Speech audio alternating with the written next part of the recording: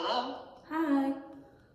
Hi, is this Hannah? Yeah, Hi, Hannah. I'm sorry if it's echoey. I'm assuming you're hiding somewhere in school, so it's Yeah, totally okay. okay. Okay, What can I help you with? first of all, thank you so much for letting me interview you. No problem. Okay, so the first question is, do you believe that there are any benefits to teaching or emphasizing abstinence-only sex education? Why or why not? I do not believe there is benefits. A lot of times, students at home are not hearing any messages about sexual health. And if we are solely talking about abstinence within the school systems, we are really shortchanging all of our student populations. I would love to say, like, yeah, leave that at home and let the parents have the sex conversations and talk about, STIs and all that stuff. But the reality is there's a lot of parents that aren't having those conversations. They're not home because they're working. It just really prevents the holistic conversation. And then on top of that, when you bring it into a classroom, it really allows students to be able to have a dialogue with each other and being able to bring up their perspectives and like what they believe or what their family has maybe taught them. And it allows students to be able to learn from each other as well versus only hearing a family perspective, which may not be their personal values in the long run. Yeah. Sorry. Okay, I'm bad at No this. worries. What misconceptions do you think should be cleared up about abstinence-only sex education? In my experience, one of the biggest misconceptions is what is exactly abstinence.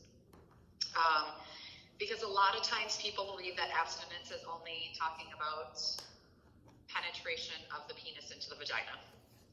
And we know now that there are tons of different kinds of sex, whether it be heterosexual or homosexual sex, and that abstinence is way bigger than that. And there's so many choices when it comes to abstinence, because you can choose to be 100% abstaining from any kind of contact sexually, or you could choose just to not have penis and vagina sex because you don't want to get pregnant. And I think when we are not talking about all different kinds of abstinence, then we are really decreasing and only having conversations really about not getting pregnant instead of having conversations about like the sexually transmitted infections that could happen too, because you could have mutual masturbation and ultimately get a sexually transmitted infection. But a lot of times that's not having a conversation and talking about like, if I am going to use my fingers on a vagina, how do I prevent getting an STI on my hand? And that's a huge deterrent because we don't talk about the abstaining from all different kinds and how that can affect individuals. Yeah, we talked about that in my class too, about how there's, a lot of different ways that you can get infected. Yeah. I don't think oh, overall sorry. it has those conversations in many schools. It's quite surprising. It's like, just don't get pregnant. Okay, cool. Yeah. Do you think that gender plays a big role in abstinence-only education? No. Because it does not matter on your gender, or if you go about, like if you identify as non-binary, you should really have the same kind of conversations.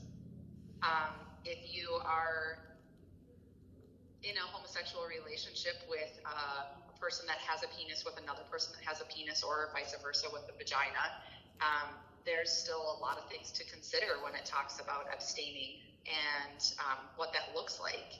Because not only are you looking at sexually transmitted infections, but there's also the emotional connection barriers and struggles that people go through when we are dealing with the potential of some kind of sexual contact.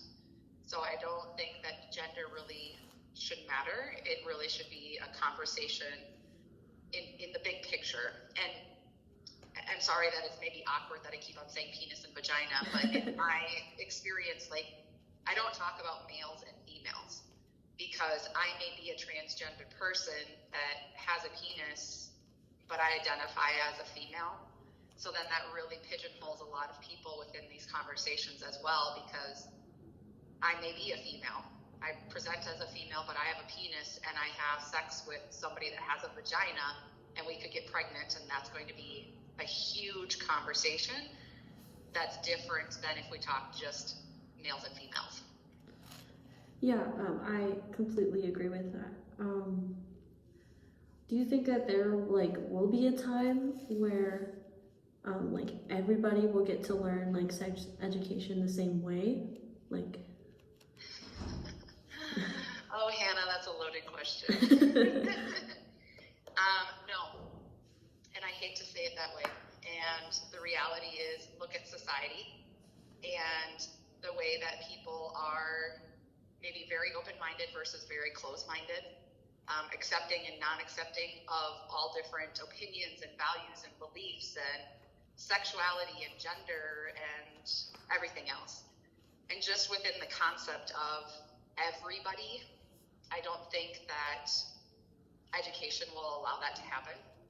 And then on top of that, every teacher that is teaching it has a different stance. So for me, it is very important to have all these conversations and really looking bigger than just male and female.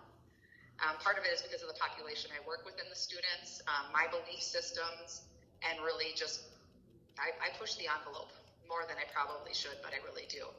And there's other people that are not, and they're very much into the traditional mindset as teachers, and they're only going to teach X, Y, and Z because they don't want to cause any waves, and they don't want to have any difficulty or the potentiality of losing their job because a parent calls and gets upset because I said something that was not along with their belief systems.